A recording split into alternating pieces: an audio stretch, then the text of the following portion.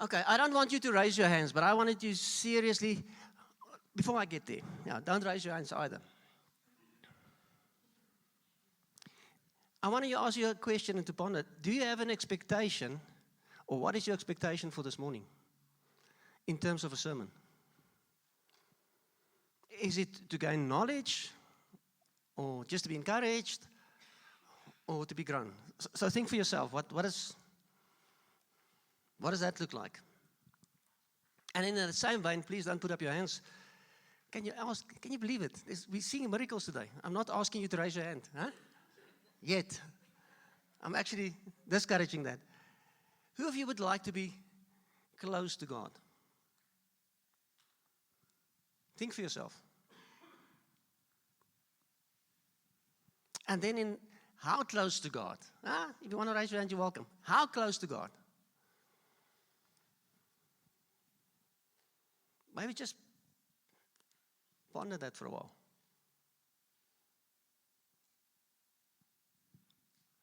And again, who would like to look like Jesus? Because that's what we're aiming for, to conform to His image. And how badly do I want that? Think for yourself, how badly do you want that? Don't do that. But if I would ask you now, if I ask those two questions again, and the guys that really want to grow close to the Lord and really would like to look like Jesus, would you please stand? If I would ask that, would you stand? Or is it just like, I would like to do that? If you ask me, Donnie, would you like to be really, really super fit? I would say yes. Who of you would like to be really super fit? Yeah, I think we all would like to do that. But do I really want that? Not so much that I would go to a gym or start this vigorous exercise. So it's one thing to say, I want to look like Jesus. But how badly do I want that? Am I prepared to do what it takes? So this morning, the message is maybe not for everybody. The message this morning is for the people that really want to be close to Jesus, really want to look like Him. I think so many times I see in Christianity, I hope there's nobody like that here this morning. But many Christians just want to live a good life and go to heaven. I just want to be okay, yeah, and then want to go to heaven, and that's what Christianity looks like for me. And I want to encourage you, you were called into more than that. You were created for more than that. You were created to be in close proximity, in intimacy with the Lord. You were created and called to be transformed into the image of Jesus Christ. So don't sell short on that, and just live a normal life. If there's anybody like that. So I would like to help all of us, including myself. And as I preach today, like every other Sunday, most of the sermon is for myself as I prepare it. If we can hear today and if we can respond today, I believe what the simple message can be a key to help us to grow close to the Lord and to His image. But with this message, it's got a rating, like movies got ratings, it's got an MMFU rating. Do you know what that is? It's got to make me feel uncomfortable rating. So be aware. And if things get a little sharp around the edges, please this morning, don't feel condemned. Yes, the last thing I want is condemnation or guilt. Because condemnation or guilt just makes me feel bad, but it keeps me in the position I am. So this is not about guilt and condemnation, but hopefully there's conviction, and out of that we can grow. So if you feel offense rising, please just swallow it. Say, I'm going to listen to the end, and I'm going to allow that this message will transform me. So again, who wants to be close to God? If I want to be close to God, guess what? I need to move.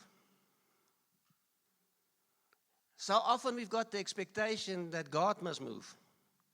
Even if we come together in this meeting this morning, we've got this expectation, God, won't you just move in our midst? And God is not the one who's going to move. It's we that need to move. He already moved. He's Emmanuel, God with us. If I want to get close to him, it's I that need to move. And Smith Wigglesworth said this thing, if God is not moving in a meeting, I will move God in a meeting. Sounds very arrogant if you don't know the background to that, but he said, I'm going to respond. I'm going to move. I'm going to lean into that. And I see often people are frustrated with the Lord. They expect him to move in their lives, and they don't see the fruit. And sometimes they even get mad at God and like, why doesn't God move? And looking from an outside perspective, I see God already did what he needed to do. It's for that person to move. It's so often for us to move and not just to wait on God.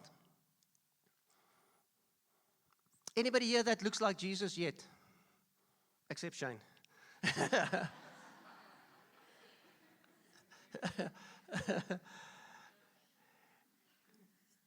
If I want to become like him, guess what?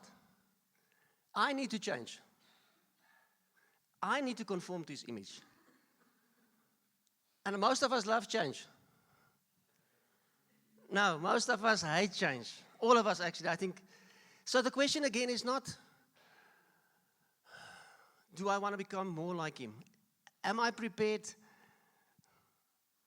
What weighs the heaviest? My desire to get close to him? Or my resistance towards change? And I must make that calculation for myself and say, where am I going to land with that? So, maybe this morning a good diagnostic tool before we start, just to, if I have to move, I'm the one to change. Do you agree with that?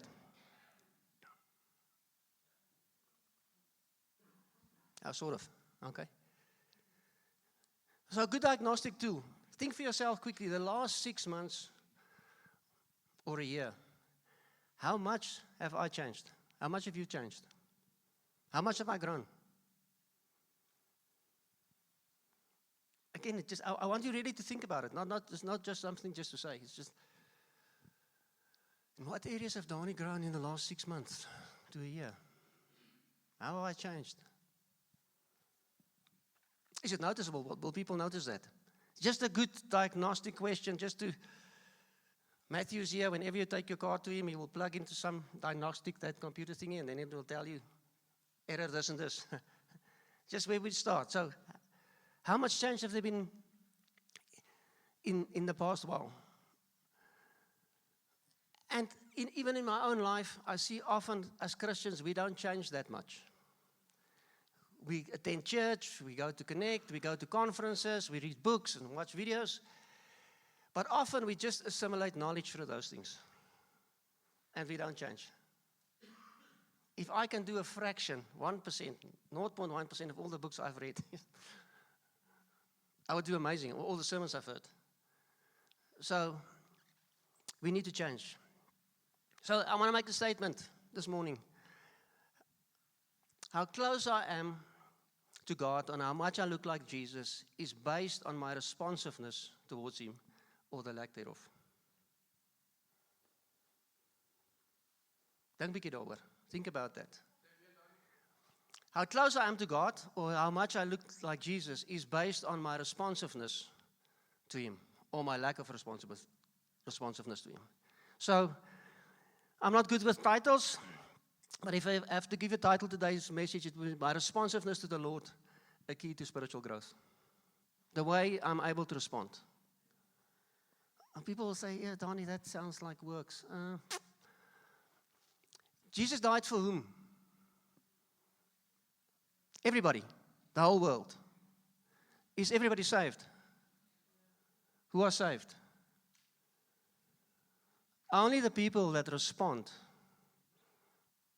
to the message. Only the people that respond to the gospel. And that's true for salvation. That's also true for my spiritual growth. My responsiveness to God's invitations, his promptings to me, will determine my spiritual growth. So what is responsiveness? Who of you love to have an old cell phone or an old computer? Who just loves old computers? Nobody. Why not? They're unresponsive. You give the command, and the wheel just spins. Zzz. They're unresponsive. We love new technology, new cell phones, new computers because they are responsive. So you know what responsive means. It's like being a new computer, not an old computer. So if I think about my life and my journey with the Lord, and I have to rate myself as a computer, which year and which model will I be? How quick am I to respond to the commands? Or is it a little bit like just... So, yeah.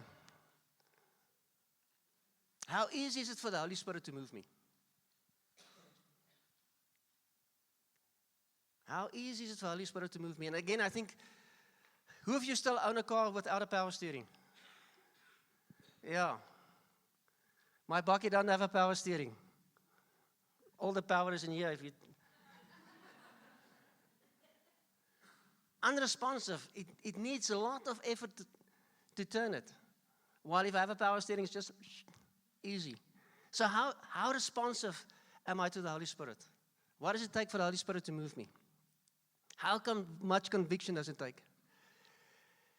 And I'm convinced this morning that often we miss out on incredible opportunities for growth, encounters with the Lord, times of transformations, not because God is not moving in our midst, not because God is not doing it, not because God is holding out on me. I'm missing out on that growth and that encounters with the Lord just because I'm not responsive. I can get so mad at, I think it's something with Standard Bank. If you buy something online, it sends you a little thing that you must reply on. And then sometimes that thing is so unresponsive that the transaction gets cancelled. They will tell you, you have to do the transaction again because I didn't respond fast enough. And I think there's so many times invitations from the Lord that we miss out on because I'm not responsive enough. So this morning we're going to look at 3 reasons why we often don't respond to the Lord the way we should. There's many more, but we're going to just do 3 this morning. So I think the first reason why we struggle to respond to the Lord is the way we perceive Him to speak to us or do something. Often we think if there's going to be like a massive earthquake or a shaking or a glory cloud or something spectacular is going to happen, then I'll respond. We wait for the big thing. But if you go to ask Elijah, he's not in the cloud, he's not in the storm, he's not in the earthquake, he's in the still small voice. And I think one of the reasons why we struggle to respond is we don't recognize the still small voice. We wait for the big spectacular thing to happen. And in that we miss it. Often God will speak through insignificant things. It might be through a child or just a scripture I hear or something I see or a brother speaking to me. And I miss that because I'm looking for the wow. And we miss it in that. I wrote here, to the degree I can respond to the subtle hints and nudges, I will grow closer to God and look more like Jesus. Can I just pick up on the small things? Because if I'm not faithful in the small things, I will not be faithful in the big things. I think that's why often, even myself, that's why we struggle to hear and recognize the voice of God. We look for this wow thing while He's speaking in a still small voice. This morning I want to encourage you, won't you give God the benefit of the doubt? This is a huge step. I heard it sometime many years ago. If there's a nudge, if there's a just something you sense, just that feeling, often we say, just probably just me. Won't you give God the benefit of the doubt and say, God, this is you, isn't it? Just lean more. This might be God rather than me. If somebody speaks to me and give input into my life, will I rather lean into that and give that person the benefit of the doubt? Say, this might probably be God. I'll go check it out, but I won't just discard it right off. Give God the benefit of the doubt. The question this morning is, how eager am I to respond? Do I have an eagerness to respond? And I think of, somebody told a story many years ago as well, and we can all relate to it in some way. If we have pets, dogs. The guy told a story about he had his dog's leash and chain stored in a certain cupboard in his house. And whenever he would fetch something in that cupboard, and there will just be a little bit of a jingle of the leash, of the chain, the dog would come running, like we're going for a walk. Very responsive, even if that was not the intent. How eager am I to respond? Is Fani hier so volgende? Ek het nie vir Fani gesien. Daar's Fani. If you have working dogs, like with the police, with Fani and them, or if you see people with herd dogs, what is the attitude of those dogs? They're eager to respond. They're just waiting on Fani's command. They're just like, as soon as the whistle go of the command comes, they eager to respond. Who have you got dogs like that? Who of you have got dogs that don't respond? That just lie on the couch dogs. They just want to be close to you and scratched. So in the spirit, what do I look like? Am I a working dog, eager, just waiting for the master, waiting for a rattle of the chain, or that command to come to go? Or am I a couch dog that just lie on the couch, and he must just scratch me and love me and care for me, and when there's any command, it's like,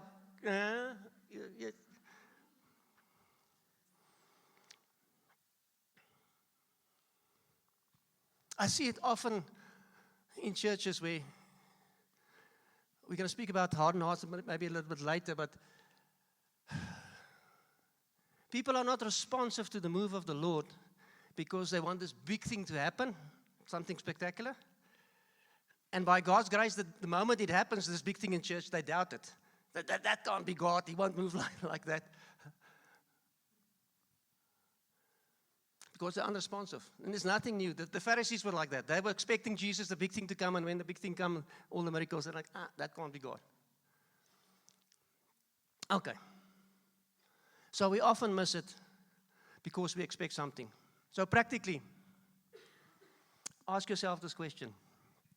How easily do I respond to the small, subtle hints from the Holy Spirit? How easy is it for me to hear that leash rattle in the cupboard?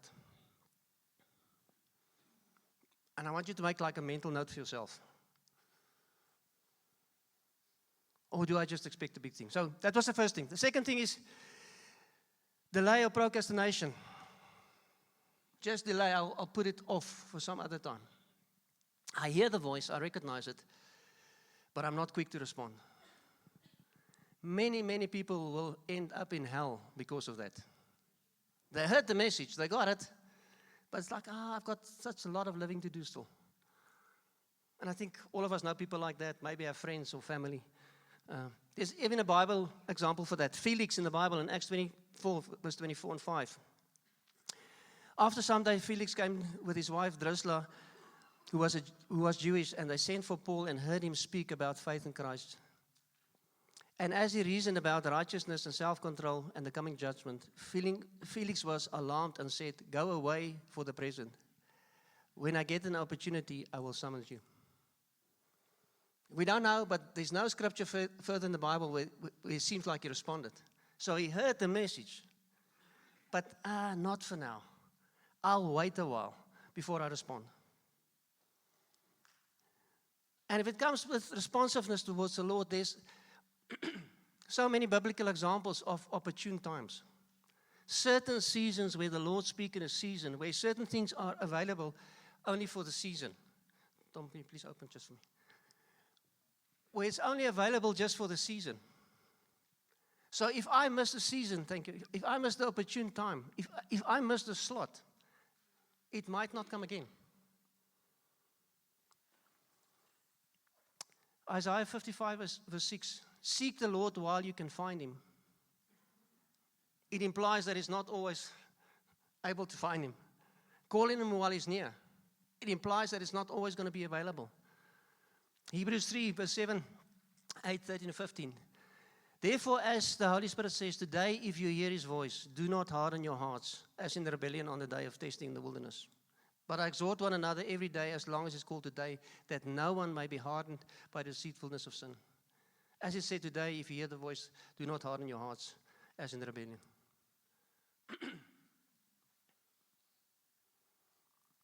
Sometimes there's a season. If I miss the season, I might have trouble. By God's grace, it might come again, but it might not.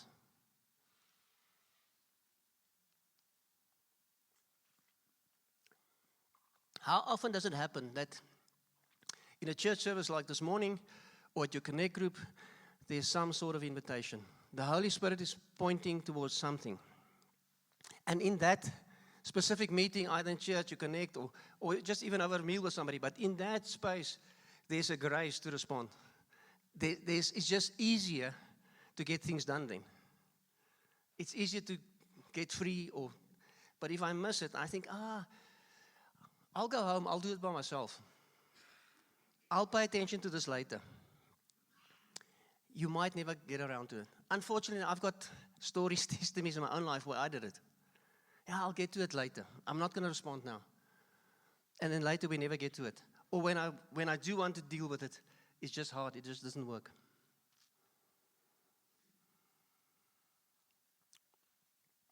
If I look at Scripture, so many instances where people were called and they were responsive, they responded immediately. If you think about the disciples when they were called, the Bible says immediately they left their nets and their boats. So I can't say this for a fact, but think with me. If they said, they were called by Jesus and they said, give us a week. Do you think they would have had the same response? Most probably not. If they had to ponder following him, leaving the nets, and have to wait a week, maybe they wouldn't. Think about Abram. He was called to sacrifice the promise. Bible says that next morning, early the next morning, he went.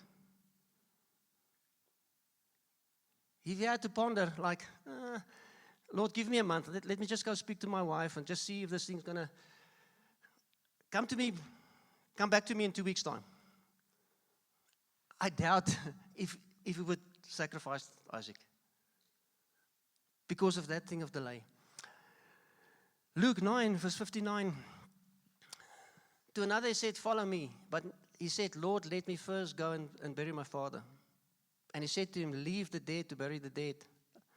But as for you, go and proclaim the kingdom of God. Yet another said, I will follow you, Lord, but let me first say farewell to those in my home. Jesus said to him, no one puts his hand to the plow and looks back is fit for the kingdom. Okay, so again, practically, just think for yourself. Is there any area, any place where this rings true in my life? Where I'm delaying and setting things where I know the Lord is speaking to me?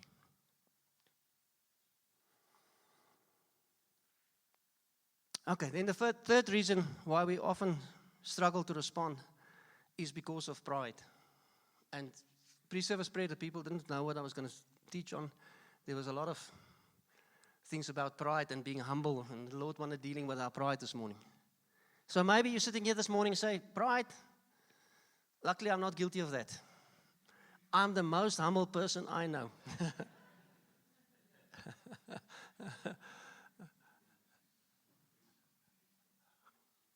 You laugh at that. But often we think like that. It's so hard for me to spot areas of pride in my own life. Other people got an issue with that. But me, no, I'm not prideful. It's difficult to be aware of that. So areas that we must be aware of where we can have this, where pride creeps in and snugs into our lives, where it's hard to recognize for ourselves, is areas where I had success in the past. I've been successful in something. I don't necessarily boast in that because we confuse the two. We think of pride as only a boastful thing. But if I had success, then I know all about the topic. If somebody needed to speak to me about baking sourdough bread, I'm not very responsive. I'm not open to listen to your technique. Why? Because I know it all. I know how to bake a sourdough bread. Be careful for those areas in your life. Areas you have lots of experience in. I know how this thing works. I know how it's done. Nobody's going to tell me how to be careful. Christians, older Christians, people that's been walking with the Lord, are often the most unresponsive people. Because we know it all. Been there, done that, seen that. And then when the Lord moves or tugs at my heart or somebody speaks into my life, I'm unresponsive to that because I know it. Again, the Pharisees, they're helpful guys to me. They were like that. They knew it all. They knew all the prophecies. They had it memorized. They were looking forward to But because they knew it all, when he arrived, they couldn't recognize him. They did not respond to them because they knew it all. You see, because when I know it all, when I know how it works, I don't have a need to change. I don't have a need to grow. I know it all. That's the difficult thing. That's how pride sneaks in.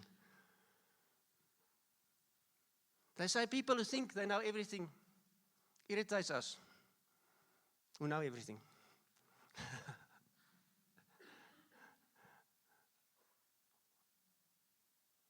It's so easy to step into that thing. Nobody will tell me. I can hear from the Lord for myself. And I should. But that's why we live in community. That's why we have a high value for community. Because there's things I don't see, those blind spots. I need people to speak into my life and help me with that. 1 Peter 5, verse 5. Likewise, you who are younger, be subject to elders. Clothe yourselves, all of us, with humility toward one another. For God opposes the proud, but gives grace to the humble. Humble yourselves, therefore, under the mighty hand of God, so that at the proper time He may exalt you.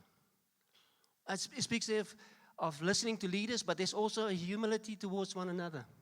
We believe in the priesthood, it's high value of all believers. Can we help one another? But if there's pride, ek gaan nie laat Mike vir my vertel hoe werk hierdie ding. Ek is al lankal in dit in. We don't say it like that, but often that's the posture of my heart. Who is this guy to tell me that? That's a sign of pride in my heart. And the scary thing about this scripture, the moment I'm in an area of pride, I disqualify myself from grace. He gives grace to the humble. He resists the proud. That's a scary place to be. If I run out of grace, if I'm in an area, if I position myself in an area where God is resisting me and there's no grace for me. So again, this is not a works thing. Grace means it's unmerited, it's undeserved. But by not properly responding to that grace, I can squander or waste it or forfeit it. The grace is available, but if I don't respond accurately towards that, it might not benefit me. It's easy for us, even for myself. I hear it amongst Christians. This is a message to myself, it's to all of us. It's easy to say, I haven't arrived yet. Do I live that way? Whenever people want to speak to me, I live as I've arrived. So am I humble at heart? And it gets more and more difficult with our culture. Our whole culture is, you can hear for yourself, do it for yourself, be your own man. Children, if you are not responsive and submitted and obedient to your parents, it's going to be very difficult to submit and respond to the Lord. It begins at that place. If I don't do it there, if I'm not faithful in that thing, that's an easy place to submit because it's obvious what your parents expect or not. Then it's going to be very difficult towards the Lord. If we're not mutually submitted and responsive to one another, it's going to be very difficult to respond to the Lord. It's all to do with pride. If I'm not submitted and responsive to leaders, it's going to be very difficult to respond to the Lord. If your connect leader asks you to do something, or he speaks into your life, how easy do you respond to that? How responsive are you to connect leaders? If it's something spiritual, something practical. If the deacons ask you something, so deacons for us is a bit of a new thing. We're still figuring it out. But I had a meeting earlier this week. If deacons ask you to do something, how responsive are you towards the deacon? These are people with authority. It's people with the deacons don't want to be deacons, and connect leaders don't want to be connect leaders necessarily. It's people that responded to the call of the Lord. And He put them in those positions.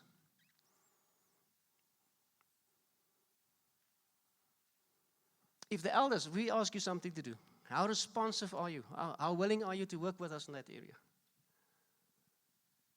If there's an invitation, if there's an altar call on a Sunday or a Wednesday, how responsive are you? If you know that thing is true for your life. And it's linked often to pride. I'm not going to go there. I'm not going to listen. I'm not going to go forward. I'm not going to put up my hand because of pride. So if it comes to other people, leaders, Donnie, must I blindly obey? If there's a Holy Spirit prompting you, 100% blindly obey. Doesn't need to make sense. If it comes to leaders, not necessarily. But again, won't you give them the benefit of the doubt? Recognizing that God called them in this position. It doesn't say they're perfect. It doesn't say they're going to get it right all the time.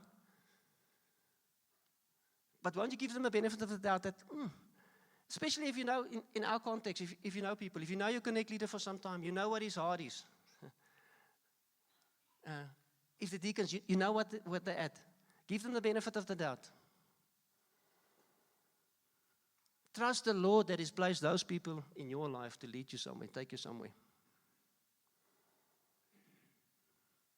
The thing with leaders, if it's your connect leader, deacons, elders, whatever, the reason why we need leaders is to take us places we will not normally go by ourselves. If you would grow in a certain direction by yourself, you don't need a leader, somebody to guide you there. And often that's a place of change, of growth and uncomfortability. So give them a benefit of the doubt. And in that, I'm trusting the Lord that called them and the God to lead me even through them. So many years ago, it happened to us twice. Len that led the church came to us and said, Donnie and Fred, I believe you need to go to Senekal and go and lead the congregation there. Yes, we prayed about it, and we didn't have any peace in our hearts. Nothing. And we went to Senekal a couple of Sundays to go and preach. They checked us out, we checked them out. And in the network at that stage we belong to, it's already announced Donnie and Fred's going to Senekal. But we didn't have peace in our hearts. But I trusted the Lord to lead Len more than I trust my own comfort and my own security. And we said, Len will go. I was upfront with him. We don't have peace. We don't hear the Lord in this. But if you say we need to go, we need to go. And I believe because of that posture, because we responded well, the Lord said no. And then one day, Len called us and said, you're not going anymore. He was like, we're so relieved. And then, a couple of years later, we were going, when Len moved down to Swellendam, we were supposed to go with him, and we would lead Heidelberg in the Western Cape. And again, we had the same process repeated again. We prayed about it, said, Len, we don't have peace, but we trust you, we trust the Lord. If you want us to go, we'll go. And then right at the end as well, he came to us and said he believes the Lord's not in this. There's a place of leaning in, giving the leaders the benefit of the doubt. Does not say they're perfect, does not say they're going to have it all together all the time. You as parents, how would you like your kids to respond to you? Are you always perfect? Do you always make the right decision? No, but you expect there's like that they will trust you, that you've got the best in mind for them. So, let me move on. So if leaders ask you something, won't you just put weight on that? And lean in, I'm going to respond to this. And then, Lord, are you in this thing as well? Process that. You don't have to blindly obey, but lean into it, give weight into it. A couple of scriptures, you know this so well. And I would love to get deep into scriptures, but for sake of time, I'm not going. I started my timer, but it stopped, so I'm lost for time. Sorry. Blame the computer for that. Hebrews 13, verse 17. Obey your leaders. Be willing to do what they say, in this translation. It's having that responsiveness, that willingness to obey. They are responsible for your spiritual welfare, so they are always watching to protect you. Obey them so that their work will give them joy, not grief. It won't help you to make it hard for them. Yeah, please don't make it hard for leaders, not just for elders. Just be responsive. In the message it reads, be responsive to your pastoral leaders. Listen to their counsel. They are alert to the conditions of your life and work under strict supervision of God. Contribute to the joy of their leadership, not its drudgery. Why would you want to make things hard for them? And we read already 1 Peter 5, verse 5. Likewise, you are younger, be subject to elders. It all speaks of a willingness, a responsiveness to work with people. Okay.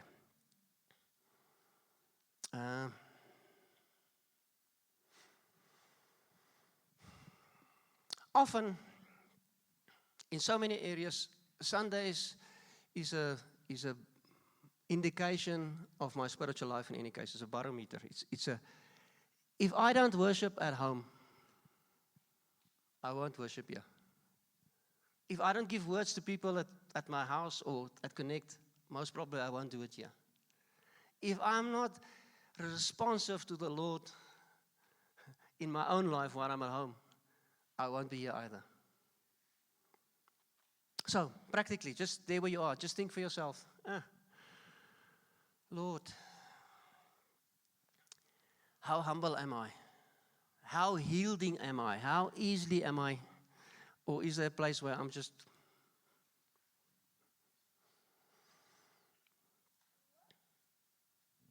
Settle that in your own heart. Okay, there's many areas why we're not responsive. I'm not going to get into that. One other area I'm not going to speak about much is hurt. When I've been hurt in an area before, it makes me unresponsive. If you want to go read Genesis 11, Abram's dad, Terah, was called to go to Canaan. But because his son died and of hurt and comfort, he stayed. He missed out an opportunity. He might have been the father of all nations. But because of hurt, okay, I'm not going to go into that. So what happens when I'm not responsive? If I'm not responsive, what happens? My heart will grow hard over time. I would get a calloused heart. The Bible speaks a lot about that. So the first time I'm not responding, it's like I'm sort of aware that I should, but I shouldn't. But I think about it and then I don't respond. And the second time, that time frame is shorter. And the third and the fourth time, it goes over my head.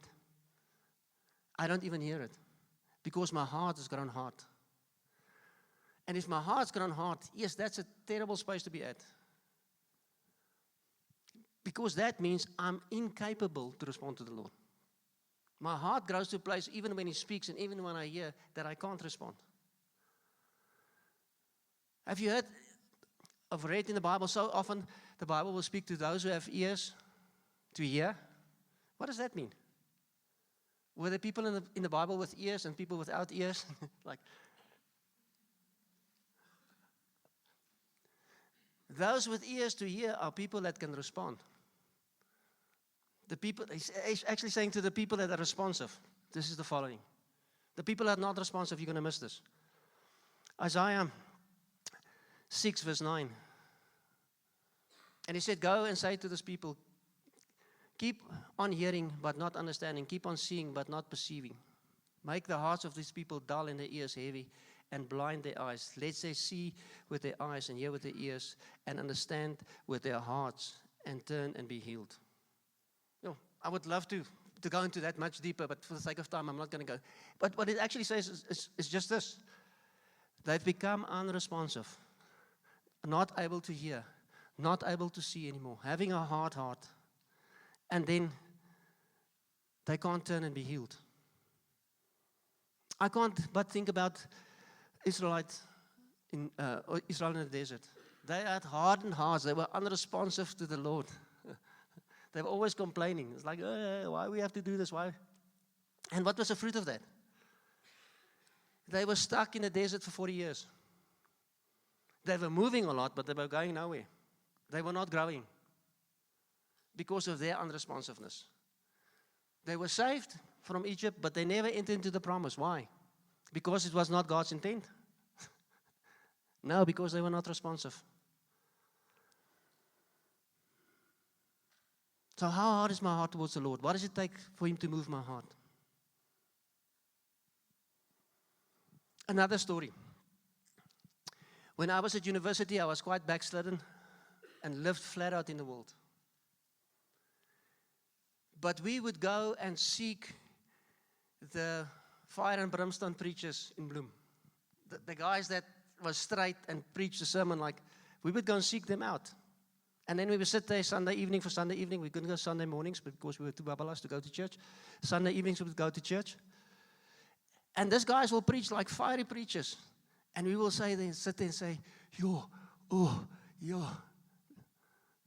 And then Monday evening we'll continue drinking. Why? Because over time our hearts were hardened. We could not respond. Just because we had hardened hearts. I'm not going to go into that anymore. I preached on soft hearts a while ago. You can go listen to that as well. Acts 7 verse 51. You stiff-necked people. Uncircumcised in heart and ears. You always resist the Holy Spirit. As your fathers did, so you did. Different context. But it's, again, how many times are there an invitation, an opportunity, a place to respond? And then we just stiff-necked and we missed it. So, a couple of practical things and we're done. Just to give us, ask yourself again, think, when the Holy Spirit just nudges me to phone somebody, encourage them, how responsive am I to that? Because it starts in those small things. If I miss it there, I miss it in the big things. When there's just this inclination to invite somebody over for a coffee or a meal, and we just need to chat to connect. It's small, it seems insignificant. It's not a big thing, but that's where it starts. When I'm in a conversation, and there's this just small tug at my heart, there's this small nudge to say something, or often not to say something.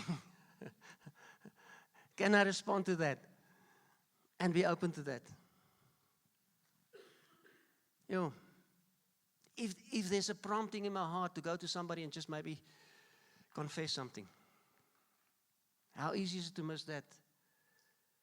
Shane preached on worship last Sunday. What is my response to God in worship? Okay. Please don't be offended. I know there's styles and there's things. But I want to speak to us as a church. Listen to my heart. We express differently.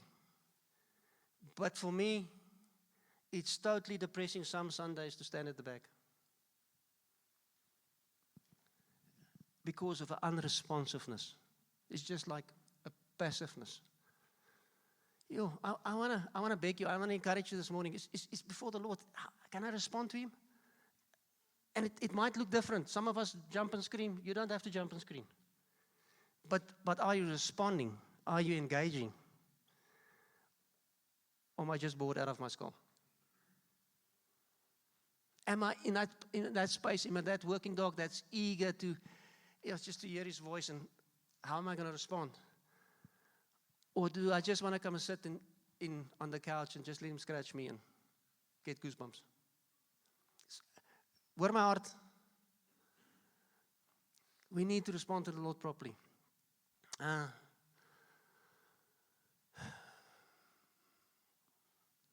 While I'm on that, I'm going to go there. When somebody's facilitating up here, when there's a response asked, the Lord wants to do this or that, won't you come forward? Won't you?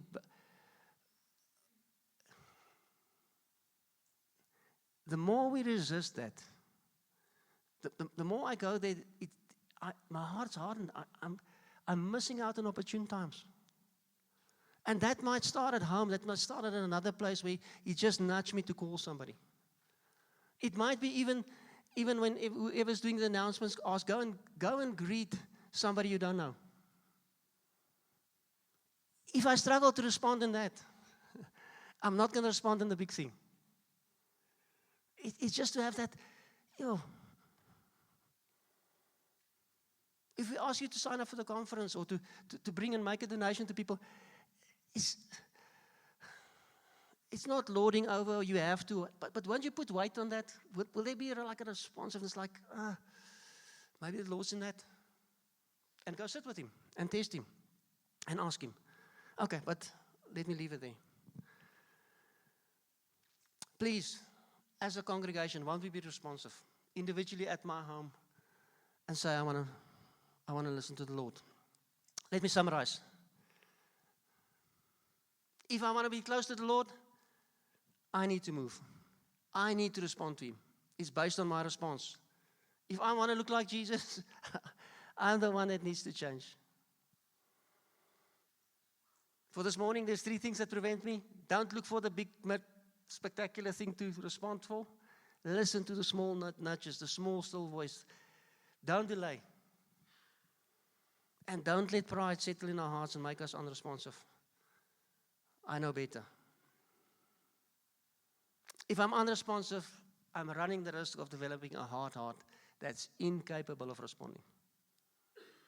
I might run out of grace when I need it.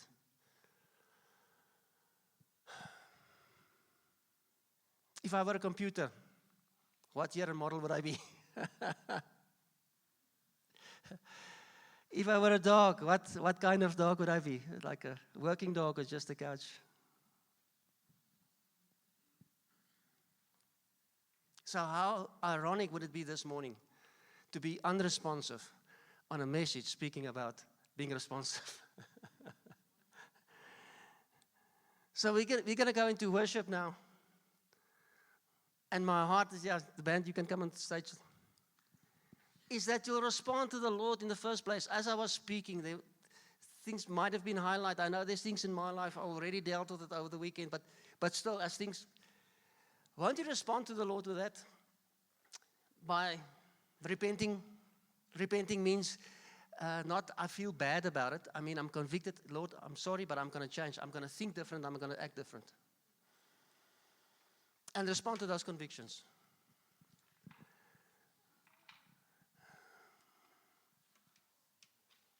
And then this morning, in whatever happens in worship, be responsive to the Lord in the first place.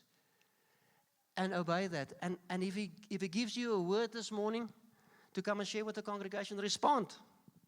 Don't just sit and park it and delay. Thomas is going to facilitate this morning. Come and run it by him to see where it fits in. There's communion tables out again. If you're born again, you're welcome to go and do that. But if the Lord nudges you, maybe you should go and have communion with that family or do it for somebody. Won't you do that? Be responsive in that place. And more than anything, as we worship this morning, won't we respond to the Lord? And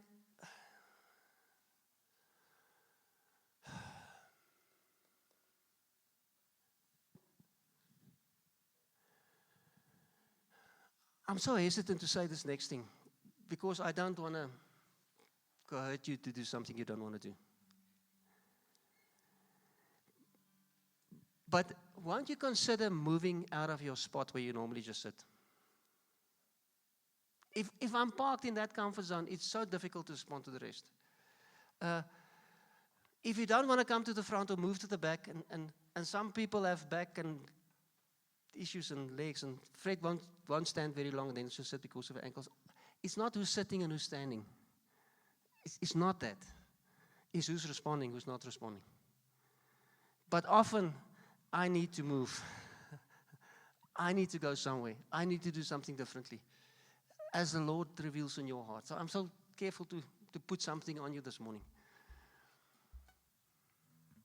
But I need to change. I've got an expectation that the Lord's going to move in our midst mightily this morning. That's guaranteed. The question, are we going to move in His midst this morning? Am I going to respond? So, Lord, thank you that you came close to us. Thank you that you're here this morning. Thank you that you want to do something amazing. Lord, my prayer is that myself, all of us, that we will live in response to what you want to do daily, not just today. And that our hearts will always be soft and tender to you, Holy Spirit. That you never need to shout or do something amazing before we listen.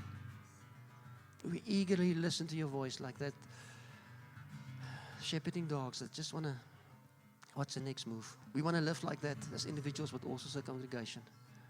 And thank you that this morning, a grace in this place to deal with hard and unresponsive hearts. And we want to bring every place of that's hard in our hearts, Lord. Come and search my heart this morning. Reveal to me any place where it's hard for me to respond to you. And thank you that there's a grace this morning, that we can lean into a place where you say, yes, Lord, you're going to help us to respond. In Jesus' name. Amen.